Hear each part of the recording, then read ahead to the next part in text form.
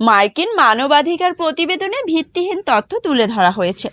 যুক্তরাষ্ট্রের Saint department থেকে প্রকাশিত মানবাধিকার পরিস্থিতি প্রতিবেদন 2023-এ বাংলাদেশের বিষয়ে ভিত্তিহীন তথ্য তুলে ধরা হয়েছে বলে দাবি করেছে পররাষ্ট্র মন্ত্রণালয়।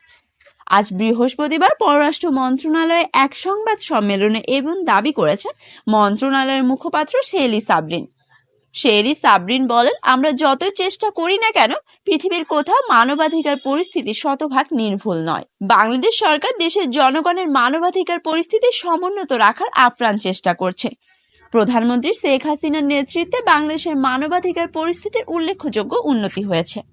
তিনি বলেন, দুঃখজনকভাবে সরকারের অনেক ভালো কাজের স্বীকৃতি প্রতিবেদনে দেওয়া হয়নি। অন্যদিকে ধারাবাহিকভাবে বিচ্ছিন্ন ও ভিত্তিহীন অভিযোগ তুলে ধরা হয়েছে।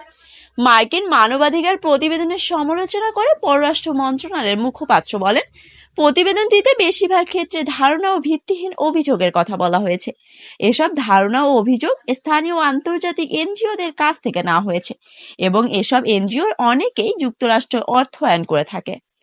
মার্কিন প্রতিবেদনে দাবি করা হয়েছে যে বিএনপি নেত্রী খালেদা জিয়া গৃহবন্দী, কিন্তু বাস্তবতা হচ্ছে তিনি একজন দোষী ব্যক্তি এবং নির্বাহীর আদেশে সাজা স্থগিত করা হয়েছে।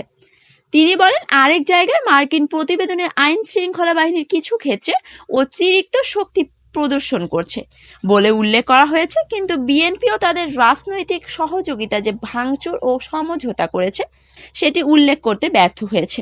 শেরি সাবরিন বলেন, বাংলাদেশের মানবাধিকার পরিস্থিতি উন্নয়নে সরকার জাতিসংঘ, যুক্তরাষ্ট্র এবং অন্যান্য মেকানিজমগুলোর সঙ্গে কাজ করবে যাতে দেশের মানুষের মঙ্গল হয়।